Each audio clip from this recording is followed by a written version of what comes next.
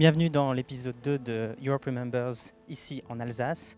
Aujourd'hui, nous allons visiter la vallée de la Bruche avec des sites emblématiques de cette région, le camp de Natzweiler-Struthof, mais aussi le mémorial d'Alsace-Moselle. Mais tout d'abord, ce matin, nous allons commencer par la découverte du Sentier des Passeurs.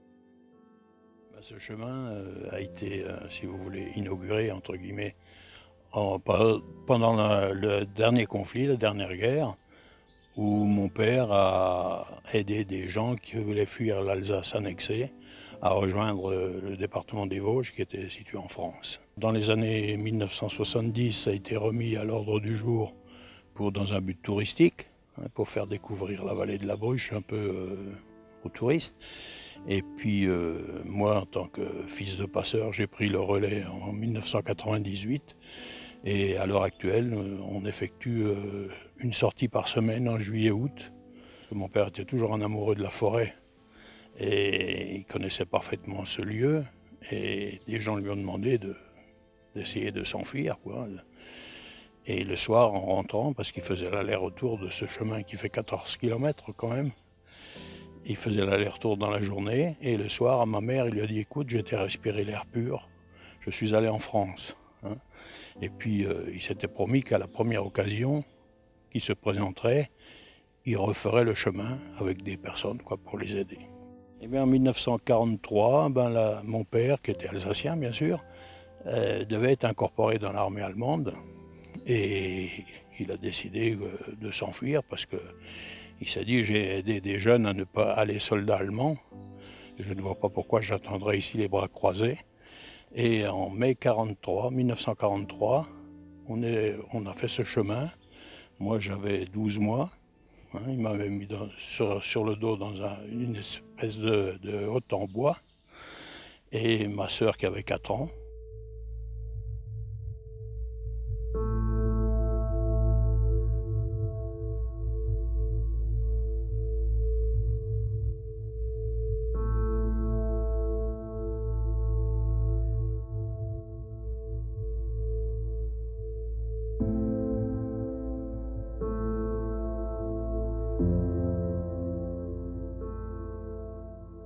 Un géologue nazi identifie ici un filon granitique rose très important et assez rare qu'il propose pour les grands projets du Reich. Et du coup, les nazis décident de créer ici un camp de concentration dont les déportés vont exploiter ce gisement. Progressivement, à partir du 1er mai 1941, 52 000 personnes passent par ce camp et exploitent dans un premier temps cette carrière granitique, puis dans un deuxième temps sont utilisés pour l'industrie allemande qui a de plus en plus de besoins, l'industrie de guerre allemande qui a de plus en plus de besoins au fur et à mesure que la guerre s'enlise à la fois sur le front Est en Union soviétique mais aussi en Afrique du Nord. Donc progressivement, un camp central ici, plus une cinquantaine de camps annexes des deux côtés du Rhin, dans lequel 31 nationalités, les déportés de 31 nationalités vont travailler au service de l'industrie du Reich. Une population essentiellement composée de déportés résistants politiques, résistants armés, qui sont amenés ici, et particulièrement une catégorie qui s'appelle les Nacht und Nebel, qui sont issus d'un décret du maréchal Keitel de décembre 1941 et dont on avait décidé, puisque finalement les tribunaux étaient trop lents pour les faire disparaître, de les faire disparaître dans cette nuit et dans le brouillard. Les conditions de vie ici étaient extrêmement dures puisqu'on est à 800 mètres d'altitude, en pleine nature, dans des lieux qui ne sont pas du tout faits pour cela. Des horaires de travail extrêmement importantes, une alimentation très faible et du coup un taux de mortalité très important, entre 30 et 40%. À peu près, on estime qu'au bout de 3 mois, une personne avait perdu la moitié de son poids en arrivant ici. Évidemment, les plus âgés, ceux qui n'avaient pas de connaissances techniques, étaient les plus faibles et disparaissaient le plus rapidement.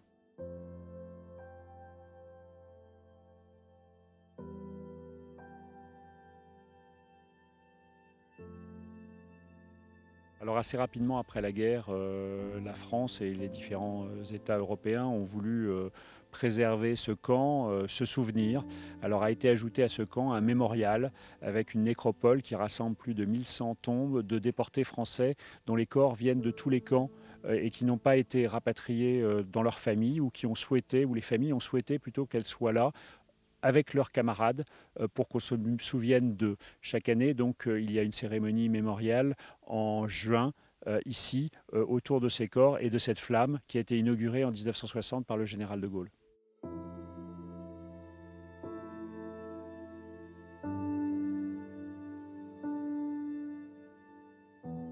En 2005 a été créé le CERD, le Centre européen du résistant déporté. En fait, il anticipe la disparition progressive des déportés, la nécessité de mieux se rappeler, de mieux faire comprendre au public, puisque cette période devient désincarnée.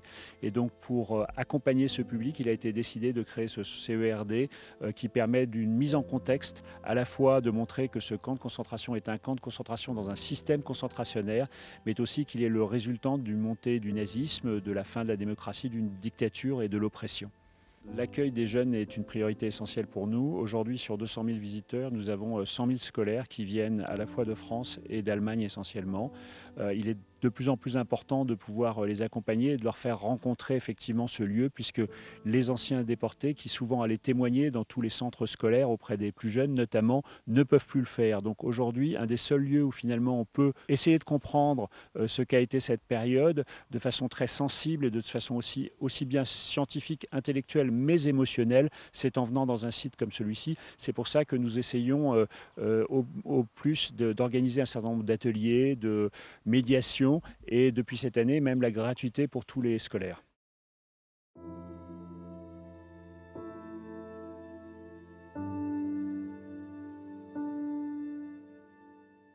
On est maintenant sur la côte 1002, sur le chemin de la mémoire et des droits de l'homme. Racontez-nous un petit peu la genèse de ce chemin et pourquoi il a été créé.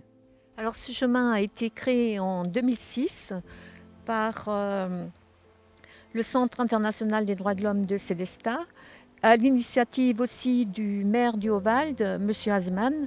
Et l'idée, c'était de laisser un temps de réflexion, notamment aux jeunes visiteurs du camp du Struthof.